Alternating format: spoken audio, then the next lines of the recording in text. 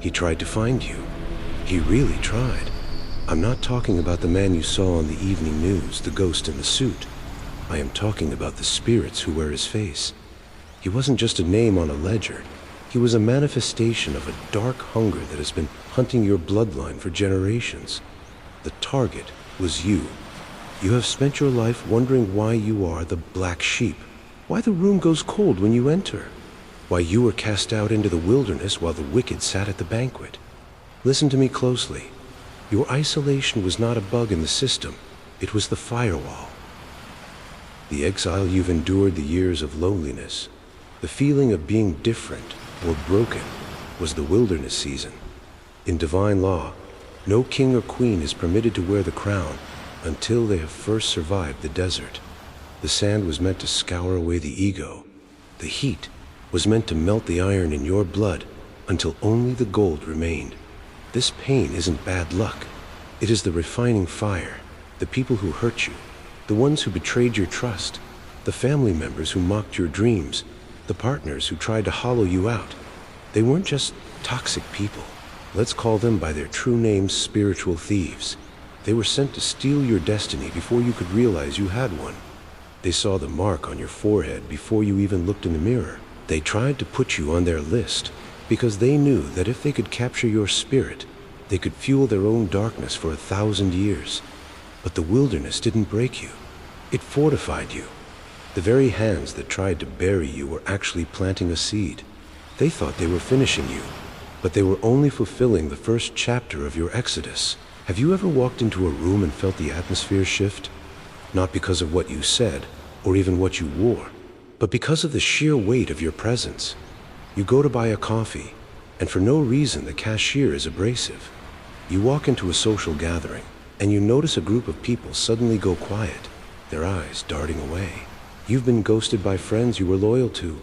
You've been sidelined in jobs where you were the most capable. You've spent years asking, what is wrong with me? The spirit today has a different question for you. What is so right with you that it makes the darkness tremble?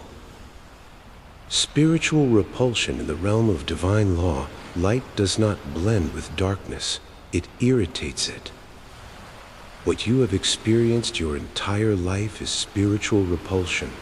You are a walking frequency of truth in a world built on a foundation of lies. When you walk into a space, you're anointing the raw divine electricity in your soul, acts like a spiritual UV light. It exposes the bacteria in the hearts of those around you. They don't hate you. They hate the mirror you carry. The cashier wasn't having a bad day. Their internal shadows felt the sting of your light and reacted in self-defense. That friend didn't forget to text you. Their ego felt dwarfed by your emerging power, and they fled because they couldn't stand the heat of your evolution. This is why your name was on the list. The architects of this world, the spirits who hunt for the chosen, looked at you and saw a paradox. To the vampires of this realm, your energy is the ultimate fuel.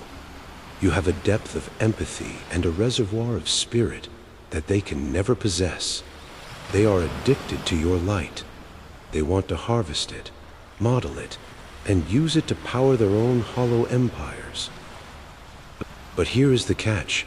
Your energy is also their fire. They are drawn to you like moths to a furnace. They want to be near you to feel alive. But the closer they get, the more their own impurities are burned away. This creates a cycle of obsession and hatred. They want to list you, to own you, to contain you, because if they can't control the fire, they are terrified. It will consume them. Every time you were rejected, you weren't being excluded. You were being repelled for your own protection. If those friends had stayed, they would have drained your oil. If that job had kept you, it would have buried your purpose. The spiritual repulsion you feel is the divine hand pushing you away from the table of wolves so that you can finally take your seat at the table of the Most High. They couldn't handle your frequency. They tried to cancel you because they couldn't convert you. They put you on a list of targets, but the divine renamed that list the set apart. Before you can wear the crown, you must understand the knot. In your life, you have felt an inexplicable pull toward people who are beneath your spirit. You've stayed in rooms where you were insulted. You've poured your living water into vessels that were intentionally cracked. You asked yourself, why can't I just leave? Why does my heart ache for the very person who is poisoning my well? This isn't just trauma. In the court of divine law, this is a soul tie. It is a spiritual contract signed in the ink of your own blood, often without your conscious consent. The unworthy souls, you were tied to the narcissists, the emotional vampires, the family members who used your light as their personal generator. They didn't love you. They loved the anointing on you. They saw that you were a chosen one, a source of infinite creative and spiritual energy. And because they are hollow, because they have severed their own connection to the divine, they needed a knot to stay alive. They tied themselves to you like a parasite to a host. They created trauma bonds. They used dark magic, the magic of gaslighting, of silent treatments, of making you feel like you were the one who was crazy to tighten the knot. Every time you tried to pull away, the knot grew tighter, digging into your spirit, making you believe that you couldn't breathe without the very person who was suffocating you. This is why your name was on their secret ledgers. These unworthy souls have a list of their own. They share notes in the spiritual realm. They recognized your frequency from a mile away. You were the golden goose. You were the healer. You were the fixer. They didn't want a partner, they wanted a sacrifice. They used the knot to siphon your peace to pay for their chaos. They used your mercy to pay for their sins. You were carrying the weight of their unfinished business while they walked away light as a feather. But here's the truth that will set the fire in your bones. The knot is an illusion. A knot only holds pound as long as there is tension. The moment you stop pulling against them, the moment you drop the rope and realize that you owe these unworthy souls nothing, the knot loses its grip. Divine law states no soul can be held captive by a lower vibration once it recognizes its own divinity. You were tied to them so you could learn the scent of the predator. You were tied to them so you would never ever mistake need for love again. The knot was your training ground. It was the test of your boundaries. You are not their battery anymore. You are the generator. And the moment you cut the knot, you reclaim the years the locusts have eaten. You were born into a war you didn't start. While others inherited lands, titles, or trust funds, you inherited the chain Xingxir. In the realm of the spirit, this is known as a generational curse. It is the sins of the fathers, manifesting as the shadows of the children. Have you ever looked at your family tree and seen a recurring pattern? A cycle of addiction that skips no one? A history of poverty that feels like a physical wall? A tradition of broken marriages, silenced voices, and unhealed trauma? That is not coincidence. That is the chain. The enemy, the spirits behind the list, don't just target individuals, they target bloodlines. They saw a spark of the chosen in your great-grandmother, and they moved to snuff it out.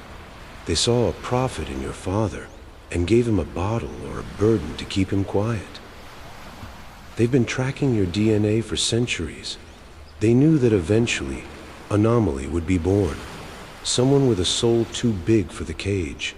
Someone who would look at the suffering of their ancestors and say, "It ends with me." He reasoned. Your life has felt twice as heavy as everyone else's is that you aren't just carrying your own backpack, you are dragging the collective weight of your entire lineage. When you feel an unexplained sadness, you are feeling the unwiped tears of the women who came before you. When you feel an irrational fear of lack, you are hearing the echoes of ancestors who starved in the wilderness. When you feel the urge to hide your light, You are remembering the burning times when your bloodline was persecuted for their gifts. The list makers counted on this.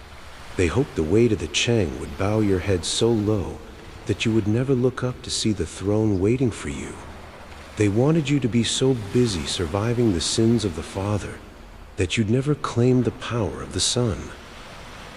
But there is a divine law that the darkness fears, the law of the firstborn spirit. In every cursed lineage, there arises one who is anointed to be the chain breaker.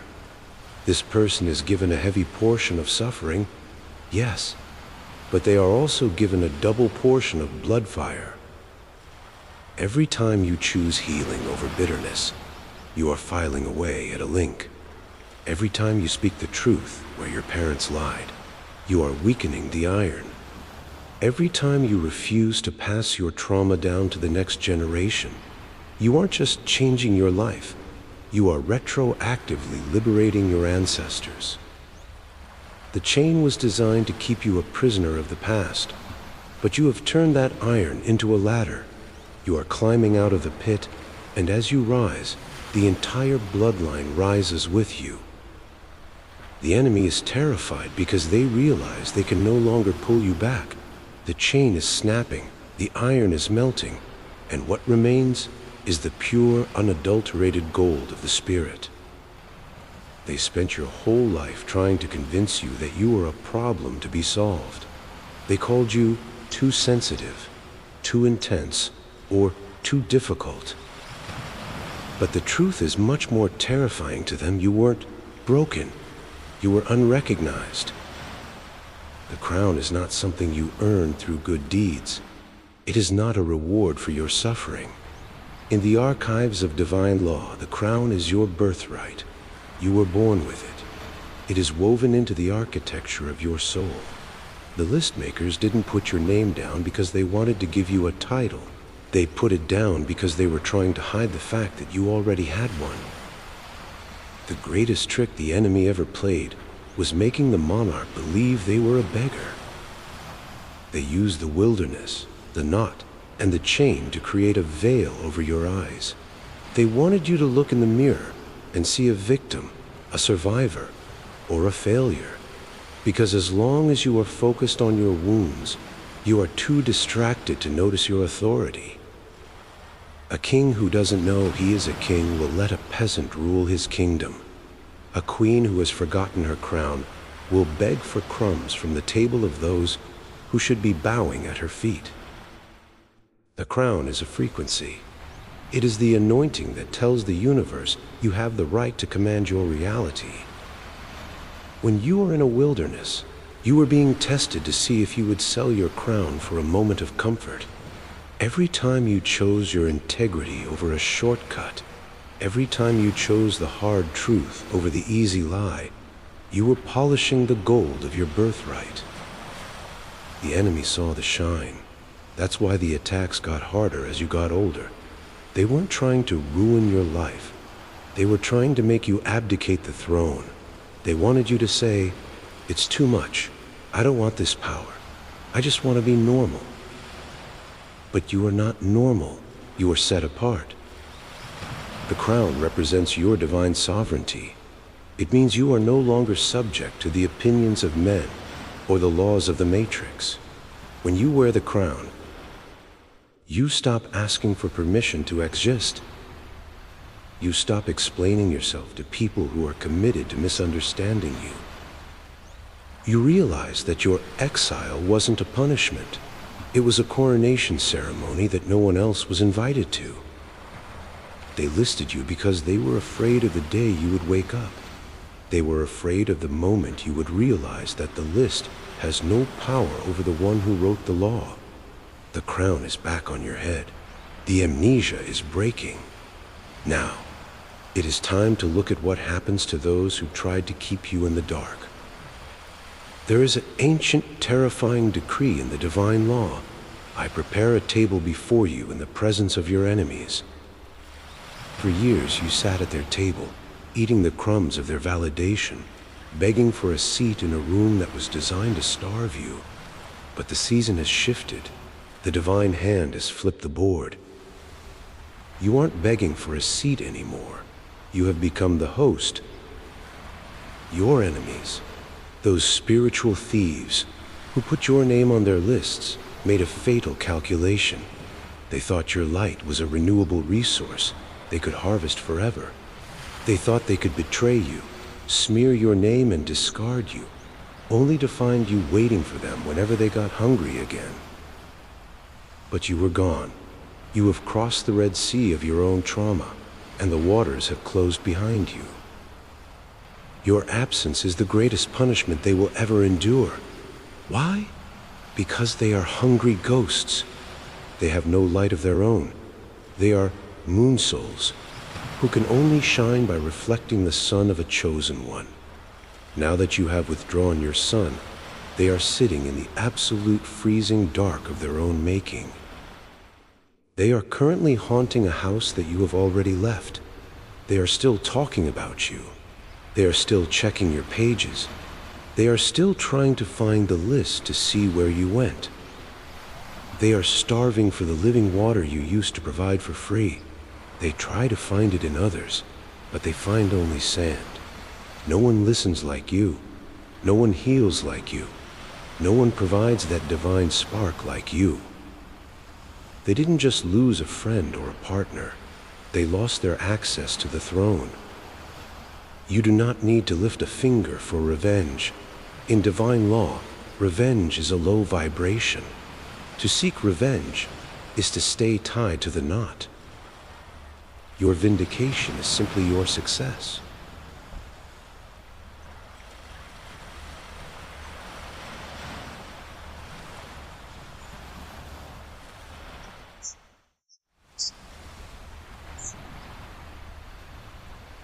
They tried to steal, and the sight of it is a salt in their wounds. They are realizing too late that when they threw you into the fire, they didn't burn you. They only burned off the ropes that were holding you back. They are empty. You are full. They are the past. You are the eternal now. You have walked through the exile.